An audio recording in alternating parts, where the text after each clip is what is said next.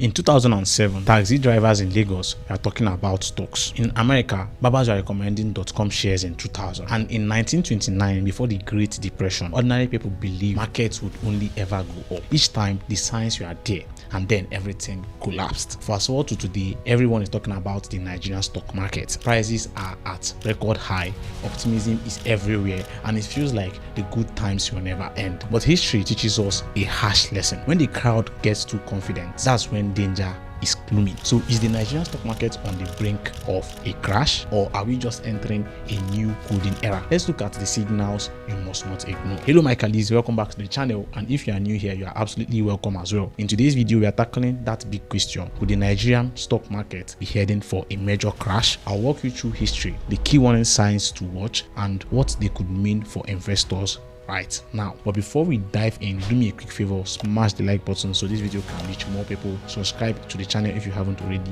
and share this video with someone or anybody who might find it insightful. I've also left a link in the description and pinned comments to join my WhatsApp channel. That's where I share what I'm researching and watching in the market. If you'd love to book a one-on-one call with me, there's also a link to that in the description and pinned comments. Without further ado, let's jump right into today's video. Let's go.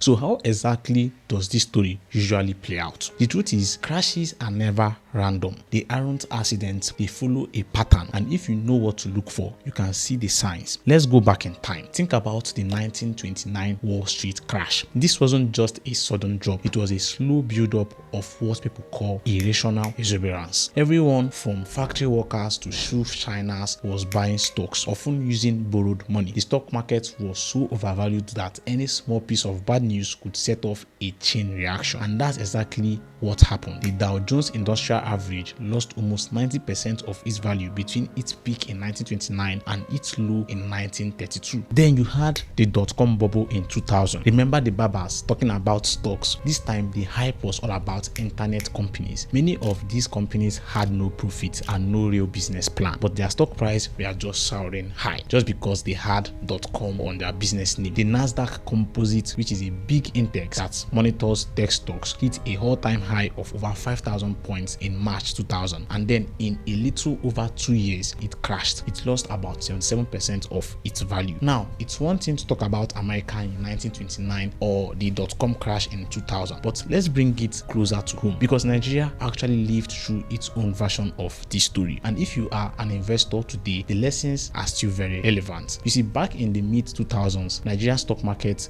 was on fire. The all-share index was climbing aggressively. In fact, between 2004 and 2007, it more than quadrupled. Everyone wanted in. Ordinary people were opening brokerage accounts. Banks were handing out margin loans on stocks, meaning they were lending money to people to buy stocks, then using those same stocks that people were buying as collateral. This created an artificial demand, inflating the prices of stocks and fueling a bubble right here in Nigeria. But then came 2008. Oil prices, which had been fueling Nigeria's economic boom, suddenly collapsed from a high of about $147 per barrel in July 2009 to less than $40 by December. Foreign investors panicked and pulled out their money, and because so many Nigerians were buying stocks with borrowed money, the fall was brutal. The result, the Nigerian stock market lost nearly 70% of its value between March 2008 early 2009. That wasn't just a correction, it was a total wipeout of years of paper wealth. Banks that fueled the crazy margin loans were suddenly exposed, and the entire financial system felt the shock. The lesson, just like in 1929 and 2000, it wasn't random. It was a mix of overconfidence, weak fundamentals, and one trigger, in this case crashing oil prices. And that brings us to an important question: what about today? Because history isn't just about textbooks. The same mix of overconfidence, weak fundamentals, and one big trigger that we saw in 2008 can repeat itself if we are not careful. So let's take a closer look at the Nigerian market right now. Where do we actually stand? Are we in a healthy growth phase, or are we quietly setting ourselves up for another painful fall? Now, let's bring it home. The Nigerian stock market has been on fire. The NGX all-share index recently climbed to around 140,000 points, the highest we have seen. Market capitalization has crossed its 5 trillion naira, a figure that would have sounded impossible just a few years ago. On the surface, that looks like a success story, but the real question isn't just about prices going up. The real question is, are earnings keeping pace? Because when stock prices rise far faster than company profits, that gap eventually comes back to bite investors, and you can feel it every everywhere. More Nigerians are in the market than ever before. Retail investors now make up over a third of trading activity, and that number keeps growing every single day. On one hand, that's progress. More people are actually investing, more inclusion for Nigerian citizens. But if you have studied history, you know that periods of heavy retail participation often comes with risk. When the conversation shifts from careful investing to chasing quick gains, penny stocks, bubbles don't take long to form. Between January and April this year alone, equities turnover hit about 2.7 trillion naira, the highest on record. That level of trading activity looks exciting, but it's also a warning sign if it isn't backed by fundamentals. Now, Nigeria still leans heavily on oil. Oil exports remain our biggest source of foreign currency inflows, and whenever oil prices tumble, the ripple effect hits everything from the naira stability to foreign investor confidence. Remember 2008, oil collapsed from $147 a barrel to under $40 per barrel within months, and the panic cascaded straight into our equity market. That vulnerability hasn't disappeared. Add to that the domestic challenges, inflation remains stubbornly high, eroding both company profits and household spending power. Forex instability keeps creating uncertainty for firms that depend on imports, and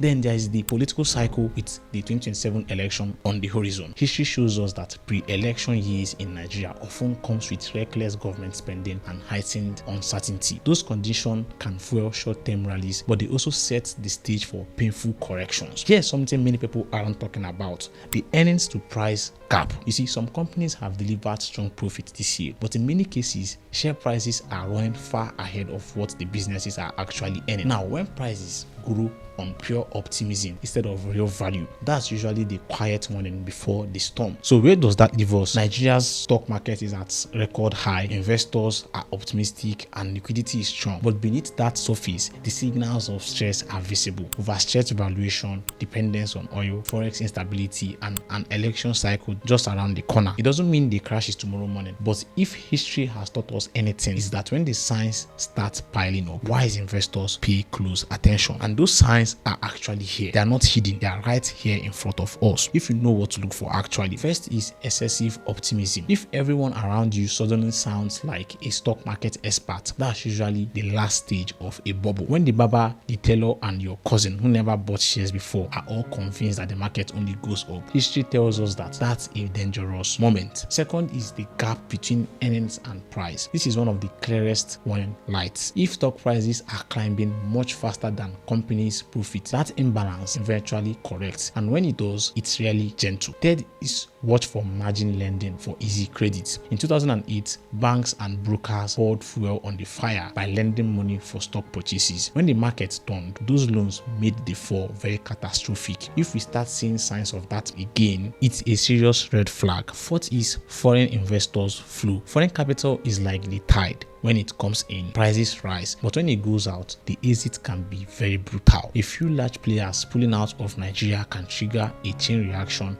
that retail investors aren't prepared for. And then fifth is oil price shocks. Our economy still leans heavily on crude. A sudden fall in global oil prices doesn't just weaken government revenue, it pressures the naira and drags the stock market down with it. We saw it in 2008, and the risk hasn't gone away. Good thing is that the oil prices have been quite unstable this year, and this has not really affected the Nigerian stock market so far. Fingers crossed. And finally, political risk. The Nigerian stock market don't exist in isolation. As election approach, government spending often becomes reckless and uncertainty climbs. Short-term rallies are possible, but volatility becomes the norm. Investors who don't factor politics into their strategy are playing with fire. These are the footprints crashes leave behind. Not one of them is enough on its own, but when they start appearing together, the picture becomes clearer. But here's the question we all want answered, which is, could this time around be different? Because unlike 2008, the market today isn't operating in exactly the same way. The central bank has tightened rules on margin lending, making it much harder for the kind of reckless borrowing that fueled the last collapse. Investors themselves are also more informed than they were 15 years ago. With digital platforms like YouTube for education and broader awareness, people are no longer flying completely blind. Yet for all the progress, the fundamentals haven't changed as much as we'd like. weak. Nigeria is still heavily reliant on oil. Forex stress continues to ripple through the economy. Inflation is stubborn, eating away at profits and household spendings. These are cracks in the foundation that no amount of technology or new rules can fully cover. So maybe we won't see a crash on the scale of 2008, but corrections are part of every market cycle. And when they come, they can be brutal for those who are not prepared. And that's the real point. Markets don't just crash out of the blue. They leave signals. They whisper before they shout. The question is, are you paying attention? Because